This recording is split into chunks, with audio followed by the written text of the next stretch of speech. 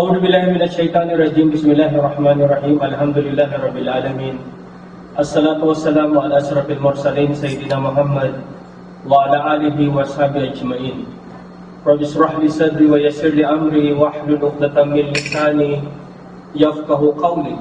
اللهم اهدنا واهد بنا واجعلنا سببا لمن اهتدى وبعد. السلام عليكم warahmatullahi wabarakatuh. Magandang gabi sa inyong lahat. Ang inyong kababayan, Muhammad Rodriguez. My mother is from Leyte, Cebuano ang salita. Ang father ko ay Bicolano. Pero maroon din ako ng salitang Ilocano. Lumaki ako ng Maynila at sa Tondo ako lumaki. Matagal na ako nasa Saudi Arabia. Dumating ako ng Saudi Arabia 1980. Siguro mga naglalaro pa kayo dun sa ulan during that time. At namulat ako sa relihiyon nung ako'y high school. Napabarkada ako sa mga kaklase ko. Walang ginagawa kundi pag-aralan ng Biblia. Lahat ng sekta ng Kristyanismo ay pinag-aralan namin nung kapanahunan ko. Pag-graduate ko ng high school, nakapag-aral ako sa isang Protestant school sa Quiapo. Pagkatapos, karamihan sa mga instructor namin, puros mga protestante. Kaya patuloy pa rin ang pag-aaral ng pangrelihiyong Kristyanismo. Hanggang sa nakapagtapos ako at nakapag-abroad nga ako noong 1980, nakita ko yung mga Muslim. Nagpapatira pa sila. Sabi ko, bakit kaming mga Kristiyano, hindi namin ginagawa itong pagpapatira pa? At parang solemn yung ginagawa nila. Interesado akong pag-aralan yung kanilang pananampalataya. Hanggang sa may nagbigay sa akin ng mga babasahin at pinag-aralan ko nga, at ito yung isa sa mga napag-aralan ko at ibabahagi ko sa inyo insyaAllah.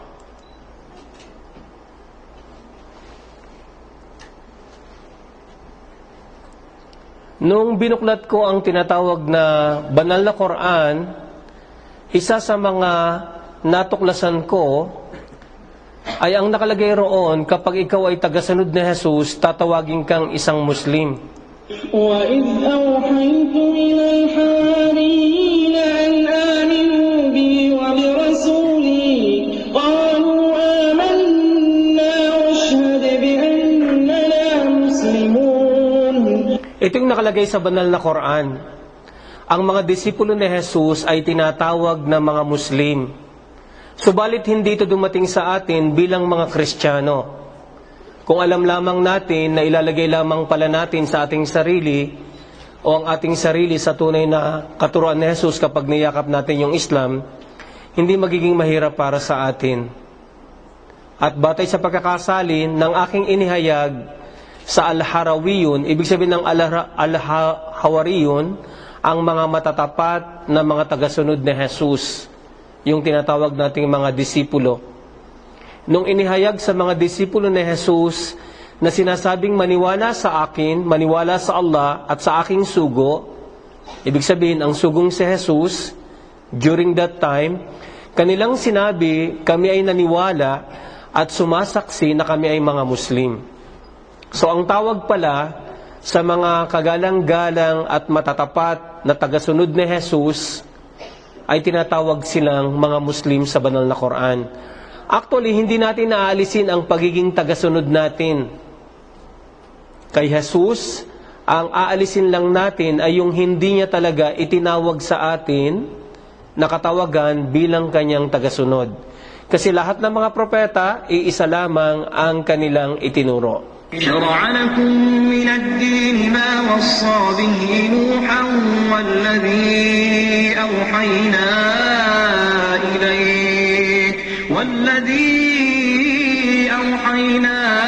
إليك وما وصينا به إبراهيم وموسى وعيسى أن أقيموا الدين ولا تتفرقوا فيه. Ito yung katibayan na simula kay Adam hanggang sa kauli-hulihang sugo, iisa lamang ang pinagmulan ng katuruan. Ang Allah, Siya ang nag-utos para sa inyo o sangkatauhan ng parehong relihiyon. Ang ibig sabihin ng relihiyon sa Islam, isang makalangit na kaparaanan ng pamumuhay mula sa Allah. Siya ang nag-utos para sa inyo, nakatulad din ng kanyang pagkautos kay Nuh o kay Propeta Noah, at amin ding ipinahayag sa iyo ang ganito o Muhammad, at amin ding ipinag-utos ang ganitong kaparaanan ng pamumuhay o relihiyon para kay Abraham, kay Moses, kay Jesus na sinasabing, itatag nyo ang iyong relihiyon at huwag nyo itong pagbahabahaginin. Alam natin na sa gitnang silangan nagsimula ang kasaysayan ng halos lahat ng mga propeta. Imposible na ang mga narito ay mga mali ang kanilang katuruan. Kanununuan na nila ay dito na nagsimula at inaangkin nila na kapag ikaw ay tagasunod ng mga propeta, tatawagin kang isang Muslim. وما أنزلنا عليك الكتاب إلا لتبين لهم الذي اختلفوا فيه وهدى ورحمة لقوم يؤمنون. Ang nakalagay sa banal na Quran, merong nakialam ng turo ni Jesus at nagbanggad ng loob lamang sa atin ng Allah. Tulad halimbawa, nung kapanahunan ni Moses, pinagpahayagan din siya ng tinatawag na batas o kasulatan. Subalit nung siya ay namatay, napakialaman din ang kanyang turo. At nung napakialaman ang kanyang turo, ipinadala si Jesus nung kapanahunan ni Jesus para ibalik ang mga nag-aangking tagasunod ni Moses sa tunay na katuruan, sa pamagitan ng pagkakapahayag kay Jesus ng Ebanghelyo. Subalit nung si Jesus ay umakyat na rin sa kalangitan, pagkatapos nito, pinagtangkaan siyang patayin ng mga Hudyo, napakialaman din ang kanyang katuruan. At saksi tayong mga Kristiyano na merong nakialam sa turo ni Jesus. Unang-una, hindi Jesus ang kanyang pangalan. Tulad nung nakalagay sa krus bilang Romano Katoliko, yung 4 na letrang INRI, I-N-R-I. Yung letter I, ito yung original na pangalan ni Jesus. Isa, Nazaren, Rexum, Iudrum. Tinatawag siya sa Bibliang Jesus na taga Nazareno, hari ng Hudyo. Pero hindi naman talaga Jesus ang kanyang pangalan kasi ito'y nagsisimula sa letrang I. Kaya ipinahayag ang banal na Quran para ibalik ang tunay at orihinal na pangalan ni Jesus. Kasi ang nagbigay ng kanyang pangalan ay hindi tao. Ito'y galing sa kalangitan bilang banal na kapahayagan. Tayong mga tao o tayong nag-aangking tagasunod ni Jesus, hindi tayo maliligtas hanggat hindi natin na ibabalik ang ating sarili sa tunay na katuruan ni Jesus. At maibabalik lamang natin ang ating sarili sa tunay na katuruan ni Jesus sa pamagitan ng pagtanggap sa ipinahayag kay Propeta Muhammad sallallahu alaihi wasallam. At aming ibinabasa iyo ang aklat, ito yung banal na Quran, kasi lahat ng mga banal na kasulatan ay pinaniniwalaan ng mga Muslim, at ang pinakahuli rito ang banal na Quran, na ibinaba namin sa iyo o Muhammad. Kasi sa amin, lahat ng mga propeta at sugo ay daan ng kaligtasan. Lahat ng mga propeta, simula kay Adam, simula kay Noah, kay Abraham, kay Ismael, kay Isaac, kay Jacob, kay Moses, kay David, kay Sulaiman, kay Jesus, kay Propeta Muhammad, lahat sila ay daan ng kaligtasan sa kani-kanilang kapanahunan. Kaya maliligtas lamang tayo kapag ibinalik natin ang ating sarili sa tunay na katuruan ng lahat ng mga propeta. Kaya ibinaba namin ang Quran sa iyo o Muhammad upang linawin ng malinaw na pagkakalinaw ang hinggil sa mga bagay na hindi nila napagkakasunduan sa isa't isa. Kaya saksi tayong mga Kristiyano na merong nakialam sa turo ni Jesus. 90% ng Kristiyano na tulad ko, galing ako sa pagiging isang Romano Katoliko, si Jesus ay Diyos sa atin at anak ng Diyos. Pero yung 10% humigit kumulang, na tulad ng Saksi ni Jehovah at Iglesia ni Cristo, si Jesus sa kanila ay propeta. At ayaw magpatalo ang bawat isa, nasisiyahan ang bawat isa, na sila ang tama at ang iba ang mali. Hindi maaaring parehong tama ito. Kaya nilinaw ng Allah, kapag kayo ay nag-Muslim, isinuko ang iyong sarili, sasaksi kayo na si Jesus ay sugo ng Allah. Dahil ang sinumang Muslim na hindi naniwala kay Jesus, sa impyernong apoy siya magpasawalang hanggan. Kaya nagmagandang loob lamang sa atin ng Allah. Ibinalik lamang tayo sa tunay na katuruan. Maliban dito, bukod sa upang ito'y linawin, nagsisilbing gabay, patnubay at habag ang tinatawag na pinakahuling banal na kasulatan para sa mga taong naniwala. Alam natin, Iglesia ni Cristo, Saksi ni Jehovah, Romano Katoliko, Protestante, Born Again, Baptist, Methodist, ako na nga, Presbyterian, Mormons, Church of God, Kingdom of God. Marami. So ito yung katibayan na kung gusto talaga nating maligtas, tanggapin natin ang katotohanan na merong nakialam sa kanyang katuruan. At isa pang bagay na dapat nating linawin, wala nang nagtuturo sa atin kung ano ang nasa kabilang buhay. Ibig sabihin noon, palagi na lang magugunaw sa atin ang mundo. Millennium 2000, babalik daw si Jesus. Mayo 21, yung mga puti nagpunta pa sa Pilipinas para ibalita roon na magugunaw ang mundo ng Mayo 21. Hindi naman nangyari. 1989, November, isang Kristiyanang Koreana, sabi niya babalik daw si Jesus, November 1989. Maraming mga espekulasyon at mga tunong sa atin ng wika ni Jesus.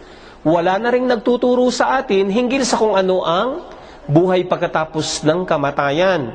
Paano maguguno ang mundo, batay na lamang sa mga manghuhula, batay na lamang sa mga siyensa, o batay na lamang sa mga pelikula.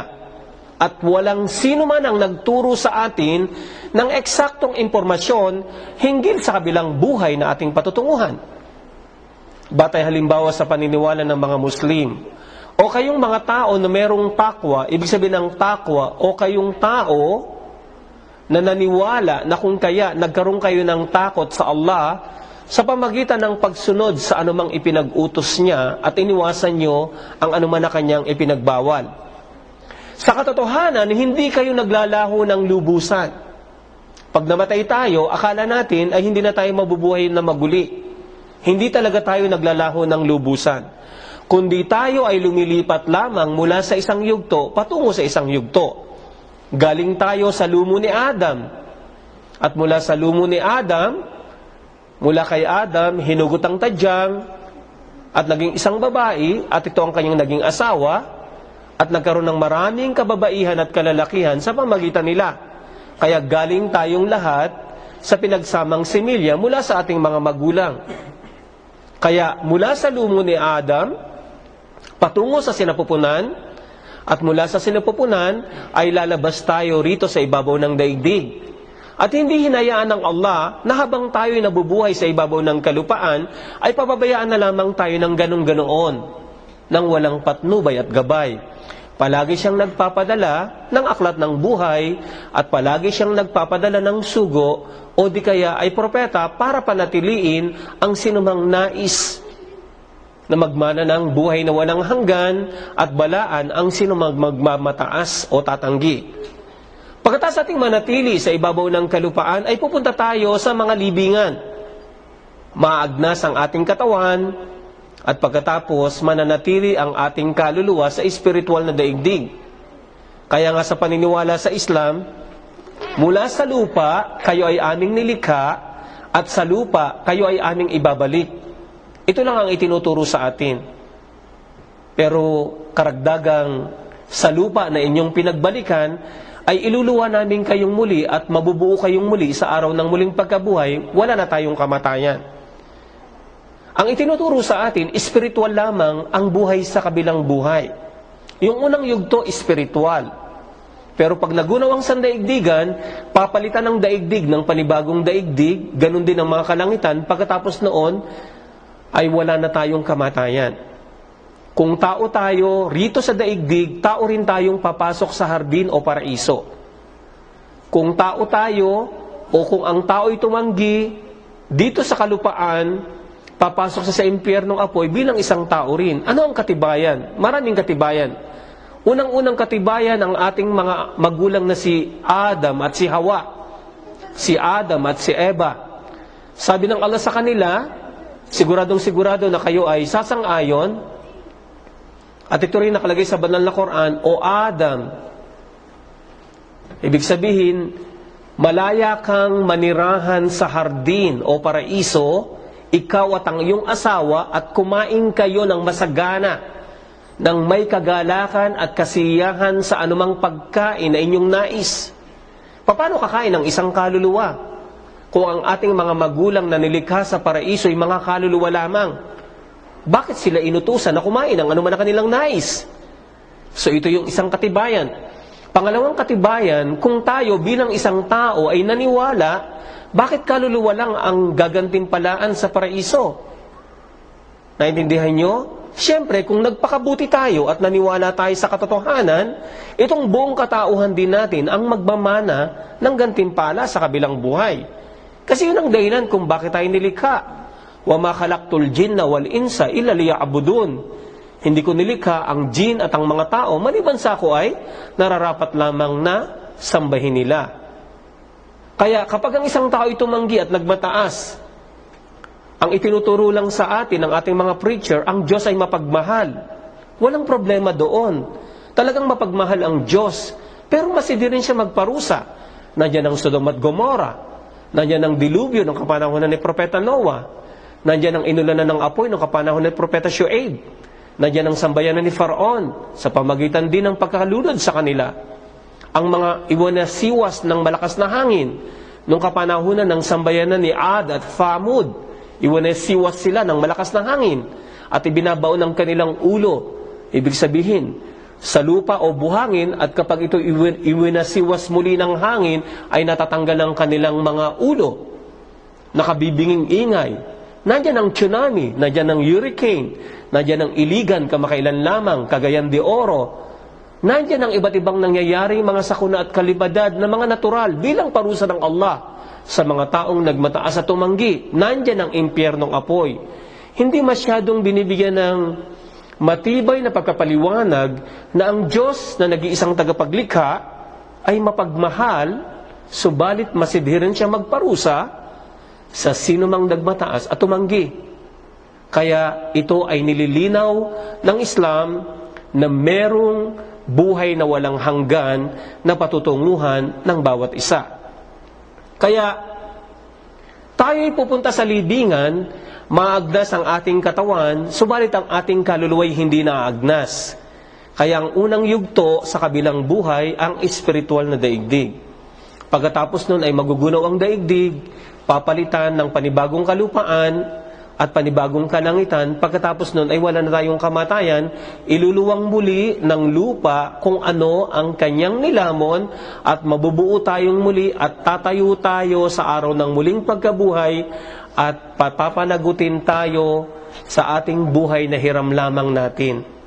Itong buhay natin ay hiniram lamang natin at ibabalik natin ito sa nagmamayari nito sa araw ng muling pagkabuhay pagkatapos ng paghahatol o paghuhusga, ang paraiso o impyernong apoy magpasawalang hanggan. 1/3 ng Quran ay nagsasaysay hinggil sa kabilang buhay na ating patutunguhan. Kaya ito ang ating mga dadaanan. Merong dalawang uri ng daigdig, ang daigdig dito at ang daigdig sa kabilang buhay. Ang mga anak ni Adam ay nagsimula sa sinapupunan. Nakalagay sa Quran, pinagsamang similya, naging kasing liit ng subong laman, na malapot, na kulay pula, at pagkatapos, ito ay naging mga malalambot na mga buto, yun yung stages na punla na pumasok sa sinapupunan ng isang ina. At pagkatapos ang mga butong ito ay nilamnan, at pagkatapos, naging isang batang sanggol. Sa loob ng 120 araw, ito yung mga stages na kada 40 araw ay nagbabago ang anumang nasa loob bilang development o paglago ng punla hanggang sa ito'y maging isang batang sanggol. Ang pananatili natin sa daigdig, imposible na wala tayong kaparaanan ng pamumuhay. Tulad ng isang computer, kapag ikaw bumili ka ng isang computer, nakalagay o merong manual o catalog, naroon lahat. Kung ano at papaano mo paandarin at papaano mo gagamitin ang computer na ito. Ganon din ang sasakyan. Meron din itong kasamang catalog o manual mula sa gumawa nito, mula sa manufacturer, lalong-lalo na ang tao. Hindi hinayaan ng Allah na pagkatapos niyang likain ay pababayaan na lamang ng ganon-ganon nang walang patnubay. Kaya meron tayong aklat ng buhay, tinawag natin itong Holy Scripture, banal na kasulatan na nakapaloob doon ang lahat ng bagay na makabubuti at makasasama para sa atin. Kumpletong kaparaanan ng pamumuhay. Ano ang magiging kahantungan ng mga taong nagmataas at ano ang kahantungan ng taong nagpakumbaba na kung kaya tinanggap ang katotohanan. Para tayo makapunta sa kabilang buhay, kinakailangang mamamatay tayo. Walang sino mang makakapunta ng kabilang buhay nang hindi siya namamatay. Ang paniniwala namin, yes, nakakakita tayo ng mga babae sa Baliti Drive, nakakakita tayo ng white lady ng Pangasinan, nakita halimbawa ni ganito ang kanyang lolo, nakaamoy halimbawa ng kandila, o nakipag-usap sa pamagitan ng espiritista o Ouija board, o sa pamagitan halimbawa ng mga bulaklak. Totoo na ito'y lahat ay nangyayari. Subalit ang paniniwala namin, hindi ito yung mga kaluluwa ng mga namatay. Kasi kung talagang totoong nagbabalik ang patay, unang babalik ang mga kaluluwa ng mga propeta. Pangalawa, ang mga mahal natin sa buhay. Bakit? Ano ang dapat na pumigil sa kanila para bumalik ang kanilang kaluluwa? Ang paniniwala namin, sapagkat yun ang inilagay sa banal na Quran, kapag namatay na ang tao, pupunta na siya sa kabilang buhay, at ang unang yugto sa kabilang buhay, ang espiritual na daigdig. Naagnas ang ating kaluluwa, naagnas ang ating katawan, nilamon ng lupa, subalit ang ating kaluluwa ay hindi naagnas, nandun ito sa espiritual na daigdig. At ang mga nakikita natin, nararamdaman natin, o naamoy natin, ito yung mga masasamang espiritu na nagpapanggap na sila yung mga namatay na para iligaw ang tao. Pero sa katotohanan, siyempre, ang unang babalik, kung totoo man, mga propeta. Pero hindi maaaring makabalik ang sinumang namatay kasi sinabi na lahat ng Allah sa mga propeta bilang katuruan na ganun talaga ang pagsubok sa atin. Hindi mo kinakailangan pumunta muna sa paraiso o pumunta muna sa impyernong apoy para maniwala ka. Hindi mo kinakailangan makita muna ang hangin at hindi mo pwedeng sabihin na lahat ng nakikita mo, yun ang paniniwalaan mo. Tulad ng hangin, hindi na nakikita.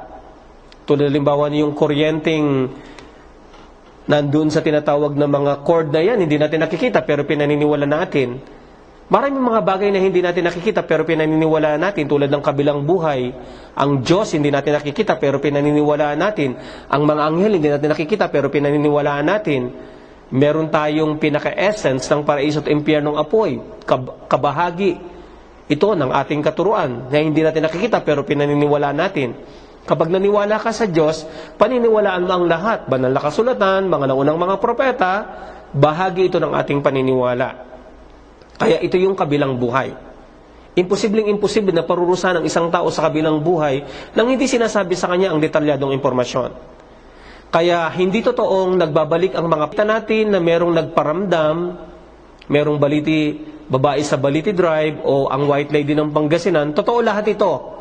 Medium, espiritista, Spirit of the Glass, pero ito yung mga masasabang espiritu na nakababatid ng impormasyon ng mga namatay at sila yung kunwarian na sila yung si ganito ang pangalan nila, ganito ang nangyari noon, ganito ang kanilang kapanganakan, pero yun ay mga masasamang espiritu. Pagkatapos noon, magugunaw ang sandaigdigan. Magwawakas ang lahat, mangingisay ang sandaigdigan. Ang paniniwala namin, babalik ang daigdig sa lumang sibilisasyon. At alam naman natin na nababahala ang mga bansa hinggil sa pagbabago ng tinatawag na klima. Kapag dumating ang paglindol, sabay ang tsunami. Kapag dumating ang baha, napakabilis, hindi parehas ng una. At maraming mga iba't ibang kalamidad na nangyayari kasi nawasak na ang ating ozone layer. So babalik ang daigdig sa lumang sibilisasyon, wala ng teknolohiya sa dulo ng panahon, wala ng moderno, wala ng mga missiles, at wala ng kahit na anumang mga sophisticated na mga sandata. Wala ng aandar na eroplano, wala ng barko, wala ng sasakyang panglupa. Ibig sabihin, gagamitin ang mga sasakyan o ang sasakyan ang mga hayop, kabayo at anumang mga sinasakyan ng mga hayop. At ang magiging labanan din sa dulo ng panahon ay sa pamagitan ng espada, sibat, sa pamagitan ng pana, yun ang magiging labanan sa dulo ng panahon.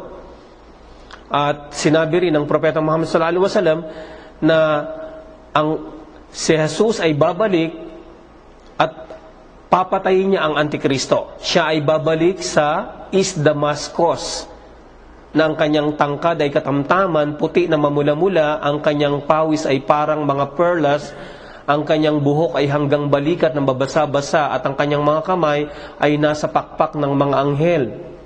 Siya ay bababa sa East Damascus. So hindi totoong sa Jerusalem. Kaya dito, kumpletong-kumpleto yung impormasyon. Kaya magugunawang sandaigdigan pagkatapos ng karapat-dapat namang mangyari, at pagkatapos noon ay iluluwang muli ng lupa kung ano ang kanyang kinain, mabubuo tayong muli, pagkatapos noon ay wala na tayong kamatayan. Araw ng paghukom, paraiso o impyernong apoy. Imposibleng imposible, nakakain lamang tayo at matutulog lamang tayo, susweldo na tayo sa kumpanya natin. Sometimes, hindi natin nakukuha yung karapatan natin, kaya nga merong araw ng paghukom para mailagay ang lahat ng bagay sa dapat itong paglagyan. Pati ang ating pagtulog at paggising ay isang katibayan na napakadali lamang para sa atin na mamatay at napakadali lamang para sa atin na mabuhay. Katibayan na merong araw ng muling pagkabuhay. Actually, araw-araw, kinukuha ng Allah ang ating kaluluwa. Araw-araw, namamatay tayo. Yun ang nakalagay sa banal na Quran. Kinukuha ng Allah ang ating kaluluwa habang tayo natutulog. Habang tayo itulog, wala tayong kaluluwa. Kahit na wala tayong kaluluwa, kapag binangungo tayo, sumisigaw tayo, minsan parang hinahabol o tumatalon sa matataas sa mga bangin, hindi naririnig ng ating katabi. Nararamdaman natin ang sakit. Subalit hindi natin kayang ipaliwanag bakit nararamdaman natin ang mga ganitong mga bagay bagamat wala tayong mga kaluluwa sa ating mga sarili. So lahat yun ay sinasagot ng Islam. Sinasabi sa ating lahat para ang sinumang totoo ay magpakatotoo, tanggapin niya ito. At sino mang magmamataas at tatanggi, is harapin niya kung ano yung consequences ng kanyang pagtanggi. Kaya imposible nakakain lamang tayo at matutulog pagkatapos susweldo na tayo sa company natin.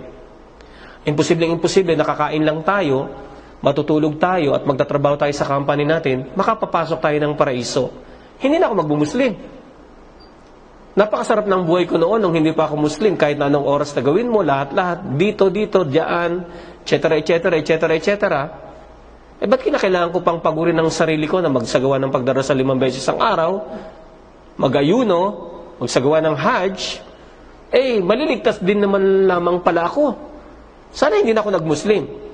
Pero hindi Ibig sabihin, Muslim lamang ang umaako sa pananagutan bilang pangkalahatang pagkapaliwanag. Gusto natin makapasok ng paraiso, pagtrabahuan natin. Hindi tayo makakapasok ng paraiso nang hindi tayo nagtatrabaho para rito. Kaya, ang patutunguhan lang natin, paraiso o impyernong apoy, walang malapit sa paraiso, walang malapit sa impyernong apoy. Papasok ang bawat isa sa kung ano yung karapat-dapat na kanyang pasukan. Ang masama ay masama rin, ang mabuti ay mabuti rin. ولكل أمة أجل فإذا جاء أجلهم لا يستأخرون ساعة ولا يستقدمون. Ang bawat sambayanan ay merong itinakdang panahon. Nakalipas ng Stone Age, nakalipas ng Ice Age, Spanish era, at iba't ibang mga henerasyon ang lumipas na. So kung ito'y nakatakda, walang sino man ang makapag-uusad nito kapag ito'y dumating, at walang sino man ang makapag-aantala nito. Kaya ang bawat isa sa atin, nakatakda na yung kamatayan. Hinatulan tayo ng Allah ng kamatayan. Lahat tayo. Hinatulan tayong lahat ng kamatayan. ang pinakamabuti lamang bago tayo namatay ay natanggap natin ang katotohanan. Hindi maaantala ang itinakdang kamatayan sa atin. Sa simula't simula pa lamang na nasa sinapupunan na tayo ng ating ina, natakda na ang lahat ng ating kakainin, ang lahat ng ating ihihinga, ang lahat ng oras at segundo na ating ilalagi sa ibabaw ng kalupaan at hindi ito mababago. Kaya ang pinakamaganda na isuko natin ang ating sarili bago nangyari sa atin ang anumang itinakdang kamatayan. Or else, mapapahamak tayo sa kabilang buhay. Walang sino man ang makapag-uusad at walang sino man ang makapag-aantala nito. منها خلقناكم وفيها نعيدكم ومنها نخرجكم تارة أخرى. So ito yung sinabi ko sa inyo kanina. Mula sa lupa, tayo ay nagmula. Kahit na tayong mga anak ni Adam, bagamat si Adam ay galing siya sa isang dakot ng lupa sa ibabaw ng kalupaan. Kaya tayo nagkaroon ng iba't ibang kulay. Merong pula, merong puti, may kayumanggi, mayroong kulay dilaw at ang mga nasa pagitan ng mga ito. Kasi galing tayo sa isang dakot na kinuha sa ibabaw ng kalupaan. At dahil galing din tayo kay Adam, pag namatay tayo, babalik din tayo sa ating pinagmulan. Kasi yun talaga ang totoo. Mula sa lupa, tayo ay nagmula, sa lupa, tayo ay ibabalik, at sa lupa na ating pinagbalikan, ay bubuin tayong muli sa araw ng muling pagkabuhay, iluluwa tayo ng lupa, at pagkatapos papasok ang kaluluwa sa ating katawan, pagkatapos noon wala ng kamatayan. Ano ang saysay ng buhay kung pagkatapos nito ay hindi na pala tayo liligaing muli? Ano ang saysay ng pagsunod? Ano ang saysay? Ibig sabihin ng paggawa ng kabutihan kung walang anumang kadahilanan na naghihintay bilang gantimpala na buhay na walang hanggan. Kaya itong tinatawag nating kamatayan, ang ibig sabihin ng kamatayan ay ang paghihiwalay ng katawan sa kaluluwa. Kapag tayo'y namamatay, lumalamig ang ating mga talampakan. At ang lamig na ito'y aakyat, papaitaas hanggang sa umabot sa ating lalamunan. At kapag umabot na ito sa ating lalamunan, walang sino mang makapagbabalik ng ating buhay. Sapagkat oras na ng paglabas ng ating kaluluwa at ito ay lalabas sa ating bunbunan. Yung mga gising, sumusunod ang kanilang mga mata. Kaya minsan isinasara ito. So, ito ang ibig sabihin ng al-maut, ang paghihiwalay ng tuluyan ng kaluluwa mula sa katawan nito. الله يتوفى الأنفس حين موتها. Walang sino man kundi ang Allah ang siyang kumukuha ng kaluluwa sa oras ng kamatayan. Kapag ang isang tao'y gising, habang siya'y nag-aagaw buhay, kinukuha ang kanyang kaluluwa.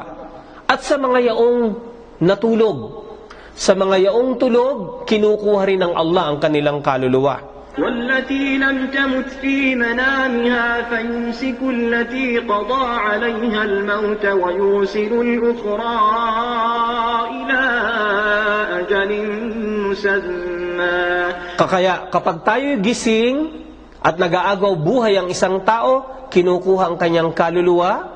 At kapag siya'y tulog, kinukuha rin ang kanyang kaluluwa. Sa mga taong nakatakda ng kamatayan, hindi na ibinabalik ang kanyang kaluluwa na kung kaya hindi na siya nagigising. Subalit sa mga taong nakatakda pa ang kanilang kamatayan, ibinabalik ito para mabuo nila kung ano man ang itinakdang buhay para sa kanila dito sa daigdig. إن في ذلك لآيات لقوم يتفكرون. Kaya walang pag-aalinlangan, ito'y mga palatandaan para sa mga taong nag-iisip ng mga lalim. Hindi laro ang pagiging isang tao natin. Sakop tayo ng pananagutan, subalit ayaw pasakop ng mga tao sa pananagutan. Sa kabilang buhay, kung sino man ang hindi sakop ng pananagutan o kung sino man ang ligtas sa anumang kaparusahan, ibalik niya ang buhay ng isang tao habang siya nag-aagaw buhay. Kaya palatandaan ang pagkuha ng kaluluwa sa isang taong nag-aagaw buhay na gising at ang pagkuha ng kaluluwa sa isang taong tulog na ang nakatakda na ang kamatay ay hindi na ibinabalik pa ang kanyang buhay at ang hindi pa nakatakda, ibinabalik ito para mabuo kung anuman ang itinakdang buhay para sa kanya. أينما تكونوا يدرككم الموت ولو كنتم في بروج مشيدة. Hindi tayo makatatakas kahit na saan tayo pumunta. Kahit nagalugarin pa natin ang mga kalawakan, pumunta tayo sa iba't ibang mga dakilang mga planeta, mga bituin, quasars, galaxies, universes, Milky Way, solar system. Kahit na saan kayo naroroon ay maabutan kayo ng kamatayan. Wala tayong patutunguhan. Kahit na kayo ay nasa taas ng kuta na itinayo ng pagkatatag-tatag at pagkataas-taas, darating at darating sa atin ang itinakdang kamatayan sapagkat hinatulan tayong lahat ng kamatayan at hindi ang daigdig na ito ang ating tunay na tahanan. Tayo ay para sa kabilang buhay at naglalakbay. Ipinapakita ng Islam kung papaano nangyayari sa isang tao habang siya'y nag-aagaw buhay. Isa sa mga kasamahan ng Propeta Muhammad sallallahu alaihi wasallam na si Amr ibn al-As, isang magiting na Muslim. Nung siya'y nag-aagaw buhay, sabi ng kanyang anak, "O aking ama, palagi mong sinasabi nung ikaw ay nasa kakisigan pa lamang na sana'y makatagpo ka ng isang intelihente at maalam na tao na nag-aagaw buhay. Ikaw yung taong iyon. Ngayon, isalarawan mo sa akin kung ano ang nangyayari sa iyo habang ikaw ay namamatay." Ano ang sabi ng kanyang ama? "O aking anak, sumusumpa ako sa Allah para akong nasa isang kahon na sarado at humihinga ako sa pamagitan ng isang butas ng karayom at merong parang isinaksak sa aking paanan na matitinik at pagkatapos binabaltak sa aking ulunan. Sino tayo kung ihahambing natin ang ating sarili sa mga taong magigiting na sumunod sa propeta? Kung ano ang mangyayari sa atin sa oras ng ating kamatayan kapag hindi tayo nagpakatotoo at hindi natin isinuko ang ating sarili sa nag-isang tagapaglikha." ولو ترى إذ يتوفى الذين كفروا الملائكة يضربون وجوههم وأدبارهم وذوقوا عذاب الحريق. Akala ng iba, kapag siya'y hinatulan pa lamang sa araw ng muling pagkabuhay at doon pa siya ipapasok sa impyerno, ay doon pa lamang niya matatanggap ang kaparusahan. Hindi! Sa oras pa lamang ng kanyang kamatayan, ay nangyayari na ang kaparusahan. Hindi ko alam kung nakasaksi kayo ng isang taong hindi Muslim habang siya'y nag-aagaw buhay na gising. Sasabihin niya, meron siyang nakikita, papalapit sa kanya. Yun yung anghel na kinukuha yung kaluluwa ng isang taong walang pananampalataya o isang taong may pananampalataya. Kaya kung makikita mo lamang, o Muhammad, kung paano kinukuha ang kaluluwa ng mga tumanggi sa katotohanan sa oras ng kanilang kamatayan. Hinahampas sila ng mga anghel sa kanilang mga mukha at sa kanilang mga likuran. Sinasabing tikman ang kaparusahan ng naglalagablab na apoy. Kaya dun pa lamang, sa oras ng kamatayan ng isang tao ay nangyayari na ang kaparusahan sa taong mapagmataas, lalong-lalo na ang katulad nating nakarinig ng katotohanan sa anumang kadahilanan ay hindi natin isinuko ang ating sarili at hindi natin tinanggap. Siguradong sigurado na sakop tayo ng pananagutan sa oras pa lamang ng ating kamatayan, hindi pa kasama ang araw ng muling pagkabuhay. Ang Propeta Muhammad sallallahu alaihi wasallam ay nagsabi, kapag ang isang taong namatay ay dinala na, binuhat na siya para dalhin na siya sa tinatawag na hantungan, at ito'y isang matapat, hindi natin naririnig kung ano man ang sinasabi ng isang bangkay. Sasabihin ng bangkay, madaliin mo ang paghatid sa akin sa aking hantungan, dahil siya ay isang matapat. Subalit kapag hindi matapat ang isang tao, walang pananampalataya, sasabihin niya, kapighatian sa akin, saan niyo ako dadalhin? Lahat ng kanyang sigaw at pagmamakaawa ay naririnig ng lahat ng nilikha, maliban sa tao. At kung ito'y pinahintulutan ng Allah na marinig ng tao, mahihimatay ang tao sa takot. Kapag narinig niya ang pagmamakaawa ng isang bangkay na walang pananampalataya, gusto niyong subukan? Magdala kayo ng hayop sa mga libingan ng hindi mga Muslim, sapagkat naririnig ng mga hayop ang anumang mga kaparusahan na nangyayari sa libingan. Hindi laro at hindi biro. Kung sumisigaw nga ang isang binabangungot at hindi natin naririnig, ungol lamang, mano pa kaya ang pinarurusahan sa buhay sa libingan na hindi natin nakikita? Sinabi itong lahat ng Propeta Muhammad sallallahu alaihi wasallam. At ang mga Muslim, 100% walang pag-aalinlangan kung ano man ang sinabi ng Quran at ng sugo ng Allah, sapagkat ito'y mula rin sa Allah, pinaniniwalaan ng lahat ng mga Muslim. Kaya maniwala ang sinumang maniwala, tumanggi ang sinumang tumanggi. Ibig sabihin, karapatan niya at kung ano man ang magiging pasya na kanyang gagawin, ibig sabihin, harapin niya kung ano yon sa araw ng muling pagkabuhay. Sa isa pang sinabi ng Propeta Muhammad sallallahu alaihi wasallam, ang sambayanang ito ay susubukin sa libingan. Kung hindi lamang ako natatakot na baka hindi nyo na kayo maglibingan sa isa't isa, o baka hindi nyo na ilibing pa ang inyong mga bangkay, mananalangin ako sa Allah na iparinig sa inyo kung ano ang aking narinig na kaparusahan sa libingan. Kaya ito'y isang katotohanan. Hindi laro ang pagiging isang tao natin. Paano magiging justify ang kaparusahan kung hindi nabatid ng isang tao kung ano talaga ang mangyayari sa kanya? Kaya magiging justify sa ating lahat ang kaparusahan kapag tayo'y nagmataas. At magiging justify din sa atin ang karangalan kapag tinanggap natin ang tinatawag na katotohanan. Maniwala kayo, ang sino mang yumakap ng katotohanan, ito'y isang karangalan para sa kanya. Sinanhi ng Allah na kayong lahat ay pumunta rito upang marinig ang katotohanan. Hindi lahat ay sinasanhi ng Allah na makarinig ng mensahe ng katotohanan. Sa lugar na ito, nasa gitna ng disyerto dahil sa pagmamalasakit, o alam ng Allah kung ano ang pagiging totoo ng bawat kalooban ng bawat isa, kaya ipinarating niya ang katotohanan.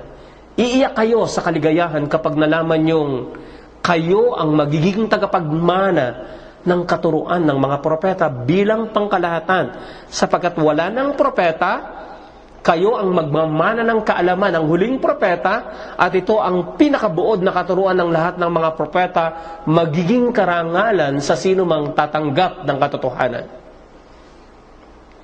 Ang mga patay ay pinarurusahan sa kanilang mga libingan, at maging ang mga hayop ay naririnig ang kanilang mga tinig.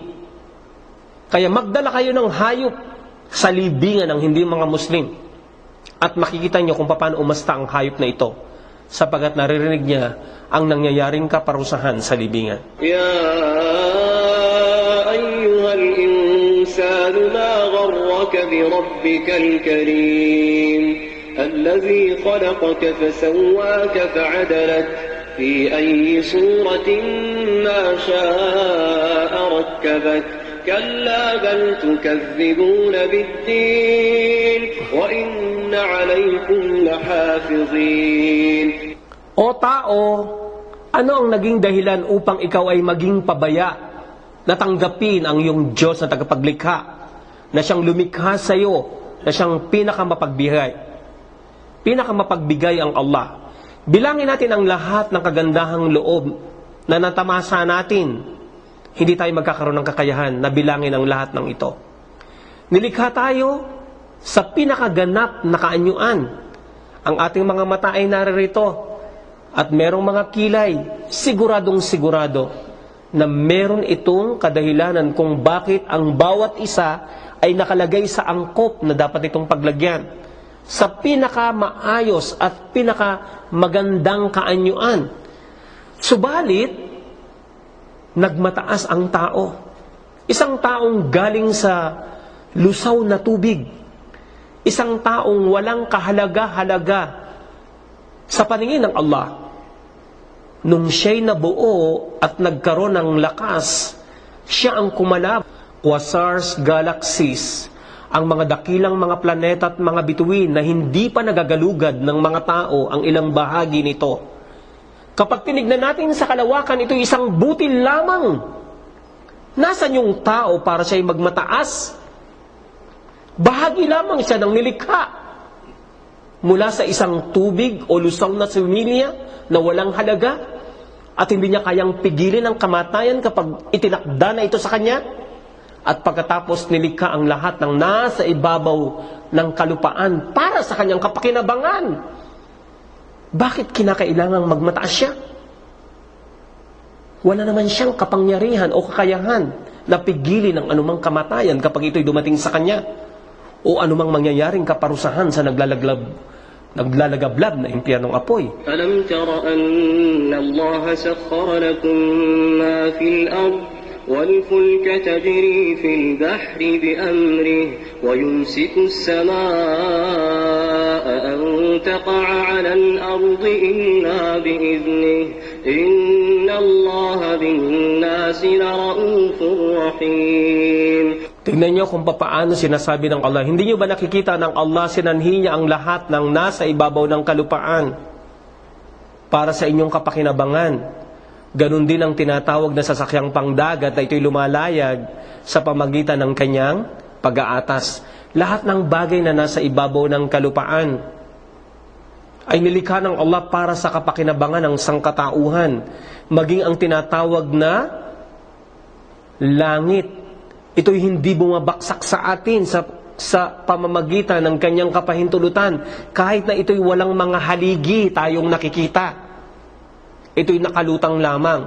So napakabait ng Allah sa atin, katotohanan ng Allah sa sangkatauhan ay punong-puno ng kabaitan, ganap ng mapagmahal at pinakamaawain.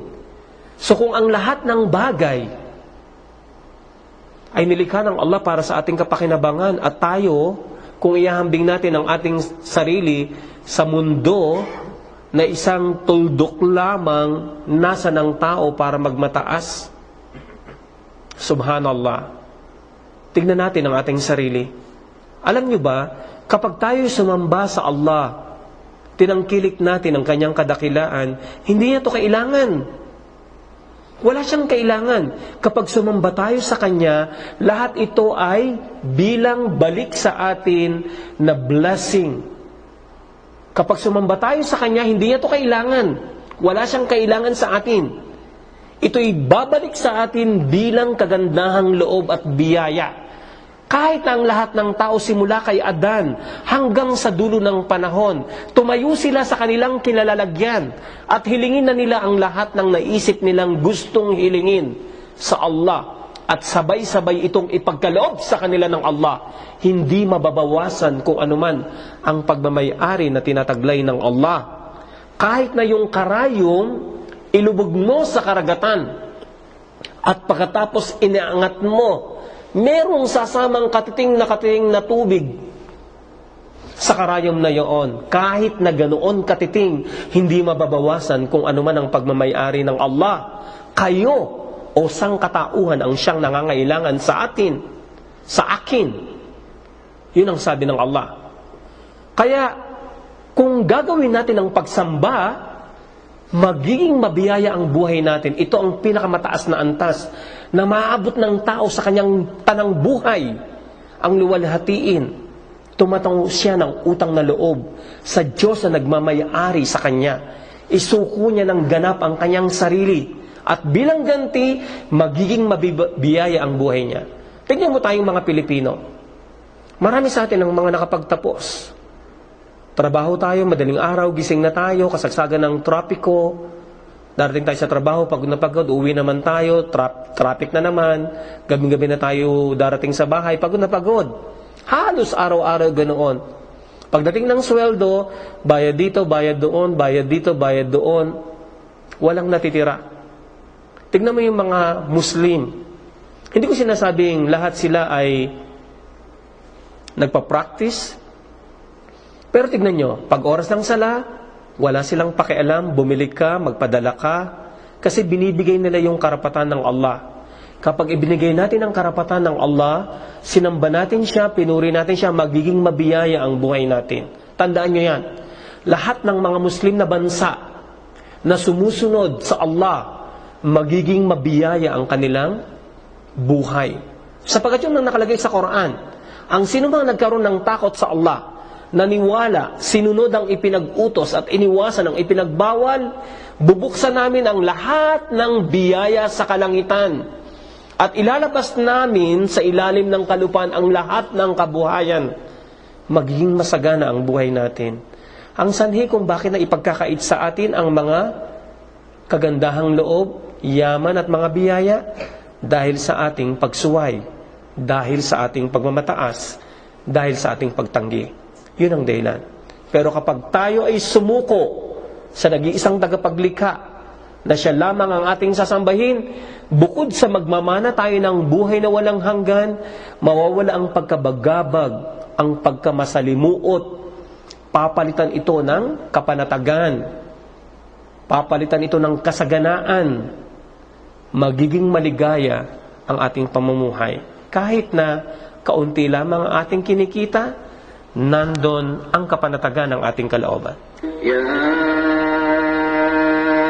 أيها الناس إن وعد الله حق فلا تغرنكم الحياة الدنيا ولا يغرنكم بالله الغرور. Kaya ito'y panawagan sa lahat ng sangkatauhan o sangkatauhan katotohanan ng pangako ng Allah ay totoo, na kung kaya huwag pahintulutan ng makamundong buhay na ito na malinlang kayo.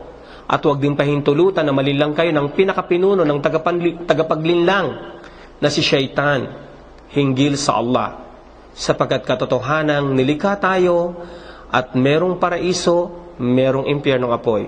Ang sinumang tatanggi, kung ano ang kanyang ipinasyang pagtanggi, yun din ang kanyang makukuhang bunga nito. Ang sinumang naniwala, gumawa ng kabutihan, yun din ang kanyang makakamit sa kabilang buhay.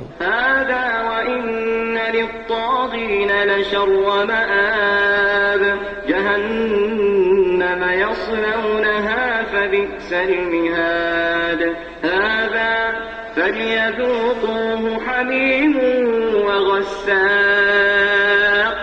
وآخر من شكله أزواج. Subhanallah, ganito nga ang para sa kanya. Sa mga taong sumuway sa Allah, nagmatigas, nagmataas, sila yung mga walang pananampalataya, impyernong apoy ang kanilang patutunguhan. Impyernong apoy na kung saan sila'y susunugin, ang pinakamasama na patutunguhan ng mga walang pananampalataya. Painumin sila ng kumukulong nana, painumin sila ng kumukulong tubig. Lahat ng nililitsyon sa impyernong apoy ay tumatagas doon ang mga nana at mga dugo. At yun ang iinumin ng mga walang pananampalataya. Maniwala kayo, hindi laro ang pagiging tao natin. Tayo ay hindi tau-tauhan. Sakop tayo ng pananagutan, ayaw man natin ipasakop ang ating mga sarili. Inna Allah la'ana al-kafirin wa a'adda lahum sa'ira khalidina fiha abada la yajiduna waliyan wala nasira.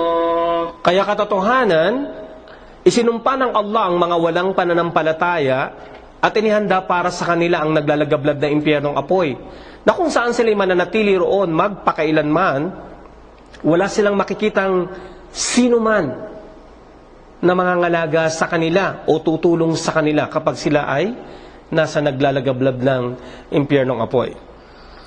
So ito yung mga dapat nating isaalang-alang sa ating mga sarili.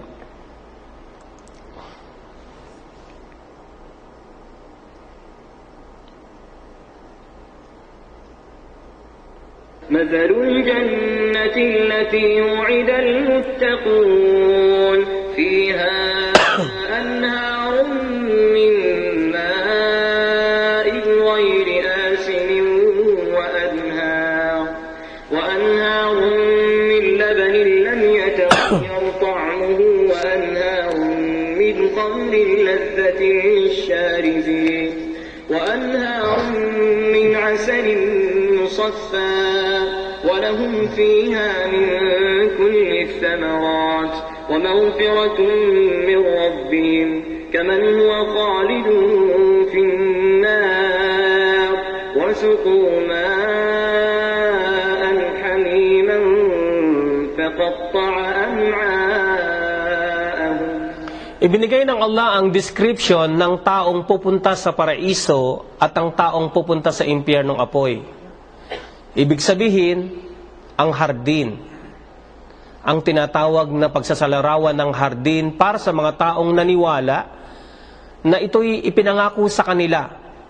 Mga ilog ng mga tubig na hindi nababago ang lasa at amoy nito. Mga ilog ng mga gatas na mas maputi pa, na napakaputi, na yung lasa nito'y hindi nagbabago. Ilog ng mga alak na napakasarap, hindi nakalalango at hindi nagsasanhi ng pagkakasakit. Mga ilog ng mga pulot-pukyutan, na kung saan sa hardin na ito'y lahat ng iba't ibang uri ng prutas at kapatawaran mula sa Allah na nag-iisang tagapaglikha. Yung pupunta ba sa paraiso at pupunta sa impyernong apoy na kung saan malalasap nila ang tinatawag na paglalagablab nito at iinom sila ng kumukulong tubig na mabubutas ang lahat ng kanilang mga katawan at tatagas ang mga tubig roon, subalit wala na silang kamatayan. Parehas ba ng pupunta sa paraiso? So nasa sa inyo kung ano yung pipiliin nyo. Basta kami, nakita namin ang katotohanan, pinili namin ang anumang kapakinabangan para sa amin. Sana kayo ay ganun din. أنفسهم لا تقنطوا من رحمة الله إن الله يغفر الذنوب جميعا إنه هو الغفور الرحيم أنيبوا إلى ربكم وأسلموا له من قبل أن يأتيكم العذاب ثم لا تنصرون. Ito yung para sa atin. O aking mga alipin, kasi ang tawag sa atin ay mga alipin, sapagkat tayo ay nilikha ng Allah. So ang pinakamataas na antas na ating maaabot, na tulad ng mga anghel at mga propeta, sila ang mga kagalang-galang na alipin ng Allah. Ito yung pinakamataas na antas na maaabot ng bawat tao. O aking mga alipin, na siyang lumampas sa hangganan o nagmalabis sa kanilang mga sarili, sa pamagitan ng paggawa ng mga kasalanan o ng mga kasamaan, huwag niyong ipagkait sa inyong mga sarili ang habag ng Allah. Lahat tayo ay nagkakasala. Lahat tayo ay nagkakamali. Subalit, kapag tayo ay sumuko sa Allah, lahat ng ating pagkakasala ay mapapatawad lahat. Magiging para tayong batang sanggol na walang bahid dungis. Kaya sabi ng Allah, huwag niyong ipagkait ang habag ng Allah sa inyo, sapagkat ang Allah katotohanan ay pinatatawad niya ang mga kasalanan. Dahil siya sa katotohanan ay ganap na mapagmatawad, napakamapagmahal at pinakamaawain. Manumbalik tayong lahat sa Allah. Sundin natin ang anuman na kanyang ipinag-utos ng totoong pagsusunod, at maging tapat tayo sa ating Diyos sa tagapaglikha. Isuko natin ang ating sarili sa Islam bago dumating ang kaparusahan sa atin. Ibig sabihin na kapag yun ay dumating, wala nang sino mang makatutulong sa atin. Kaya ang sino mang nais maligtas, isusuko niya ang kanyang sarili. Ito yung sasabihin niya. Sasabihin niya lang ito ng taimtim. Asyhadu anna la ilaha illallah wa asyhadu anna Muhammadar Rasulullah wa asyhadu anna Isa Rasulullah. Ibig sabihin, tayo ay sasaksi na wala tayong sasambahin kundi ang dalisay na nag-iisang tagapaglikha. Walang rebulto, walang santo, walang intermediary, walang tatlong persona, walang anak. Ang Diyos na tagapaglikha, lahat tayo ay nagmula sa Kanyang lahat. Dalisay na sasambahin natin Siya. At tatanggapin natin na si Muhammad ay sugo ng Allah sapagkat sa Kanya muling ipinahayag ang katuruan ng lahat ng mga propeta. Ang pinakabuod ng katuruan ng lahat ng mga propeta. Wala sa labas ng Islam ang katuruan ni Jesus, ni Moses. Ito'y ibinalik sa pamagitan ng pagkakapahayag kay Propeta Muhammad sallallahu alaihi wasallam ng huling aklat. Kaya dahil sa ang pinakabuod ng lahat ng katuruan ng mga propeta ay ipinahayag kay Propeta Muhammad sallallahu alaihi wasallam, magiging obligado para sa atin na tanggapin natin si Muhammad bilang sugo ng Allah.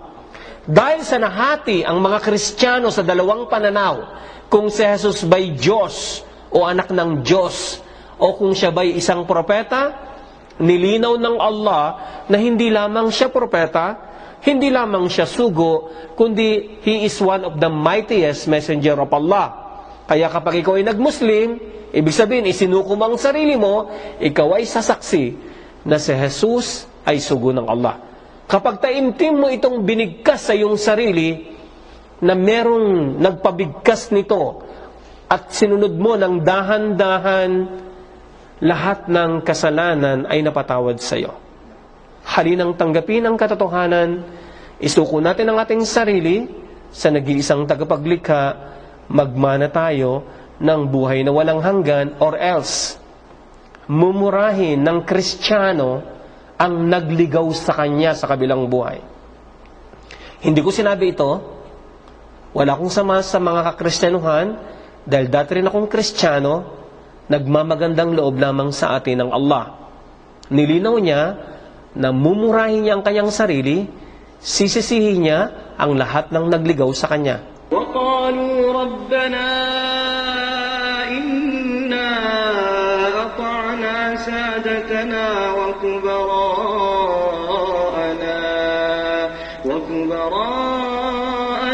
فَأَضَلُّونَا السَّبِيلَا رَبَّنَا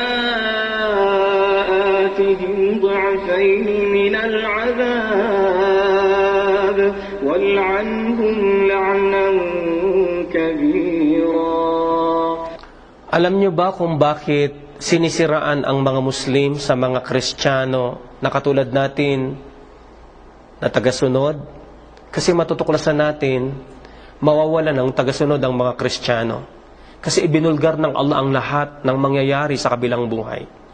At kanilang sasabihin kapag sila'y nasa impyernong apoy na, O Allah na aming Rab na tagapaglikha, katotohanan, sinunod namin ang aming mga pinuno at ang mga dakila mula sa amin, at iniligaw nila kami mula sa tamang landas. O Allah na aming Rab na tagapaglikha, isumpa mo sila ng dobling pagkakasumpa o parusahan mo sila ng masidhing o dobling pagkakaparusa at isumpa mo sila ng masidhing pagkakasumpa. Kapag nasa impyernong apoy na ang isang tao na nagpanlinlang siya, wala nang kaparaanan pa para siya'y makalabas mula rito. Kaya panahon na para kumilos tayo at iligtas natin ang ating mga sarili sa anumang naghihintay na kapahamakan. Yes. Alam niyo ba, ang Allah hinamon ng sumpaan. Merong pagsumpa na kung saan hinamon ng Allah ang lahat ng sumpaan. At makikita natin ito at babasahin natin insyaAllah. Yes. Dito muna tayo. O titingnan natin ang isang ito insyaAllah. Yes, ito. Maniwala kayo kayo mismo ang magiging saksi na ang Islam ang totoo pagkatapos ng paghamong ito. Hinamon ng Allah ang lahat ng sumpaan na kung sino yung totoo sa kanilang mga sarili, ay sabihin nila. Sabi ng Allah sa Quran, hilingin nyo ang sumpa na pagkamatay kung kayo ay totoo sa inyong pag-angkin na ang Kristyanismo ang totoong kaligtasan. Subalit, sabi ng Allah, hindi nila ito tatanggapin. Ito yung pangwakas na sasabihin ko sa inyo upang kayo ay makapagpasya sa inyong sarili, na ibalik nyo ang inyong sarili sa tunay na katuruan ni Jesus, or else mapapahamak ang bawat isa. فمن حاجك فيه من بعد ما جاءك من العلم فقل تعالوا ندع أبناءنا وأبناءكم ونساءنا ونساءكم وأنفسنا وأنفسكم ثم نبتهل فنجعل لعنة الله على الكاذبين. Ang revelasyon na ito ay ipinahayag nung kapanahunan ng Propeta Muhammad sallallahu alaihi wasallam. Ang mga Arabong Kristiyano sa pamumuno ng bishop mula sa Najran, sila'y nagpunta sa Medina at nakipag-usap sila kay Propeta Muhammad sallallahu alaihi wasallam hinggil sa katangian ni Jesus. Nung ipinahayag ng Allah na si Jesus ay alipin ng Allah, isa sa kagalang-galang na alipin ng Allah, ito yung pinakamataas na antas na maaabot ng isang sugo o ng anghel o ng mga propeta. Sila yung mga kagalang-galang.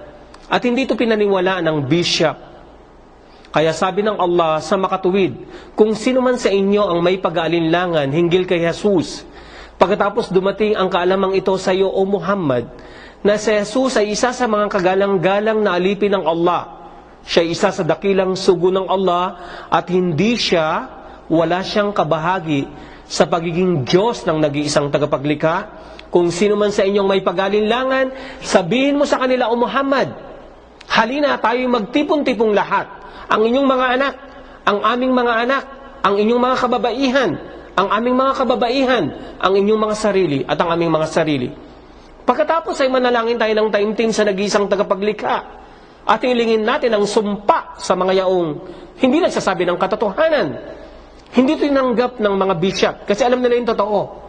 Sabi nila kapag tinanggap natin ang paghamong ito, mawawasak tayo. Kaya kayo ang saksi. Hinihiling ko sa Allah na kung si Jesus ay Diyos at Kristyanismo ang kanyang itinuro, hinihiling ko sa Kanya na patayin niya ako sa aking kilalalagyan at patayin niya ang lahat ng Muslim na narito ngayon para maging saksi kayong lahat na hindi Diyos si Jesus at hindi Kristyanismo ang kanyang itinuro. Hinihiling ko sa Allah na kung si Jesus ay Diyos at Kristyanismo ang kanyang itinuro, patayin niya ako sa aking kilalalagyan at patayin niya ang lahat ng Muslim na narito para maging saksi kayo at hindi kayo magdalawang isip na ibalik ang inyong sarili sa tunay na turo ni Jesus. وَمَا مِنْ إِلَٰهٍ إِلَّا اللَّهُ وَإِنَّ اللَّهَ لَهُوَ الْعَزِيزُ الْحَكِيمُ فَإِن تَوَلَّوْا فَإِنَّ اللَّهَ عَلِيمٌ بِالْمُفْسِدِينَ. Walang pag-aalinlangan kung anuman ang nakalagay sa banal na Quran, ito talaga ang tunay na istorya hinggil kay Jesus. At walang sino mang Diyos na dapat sambahin kundi ang Allah. At katotohanan ng Allah ang siyang ganap na makapangyarihan at ganap na maalam. At sabi niya, فَإِن تَوَلَّوْا فَإِنَّ اللَّهَ عَلِيمٌ بِالْمُفْسِدِينَ. Kapag hindi nila tinanggap ang matibay na kapatibayan, sa makatuwid, walang pag-aalinlangan ng Allah ang siyang ganap na nakababatid kung sino ang gumagawa ng katiwalian o kasamaan.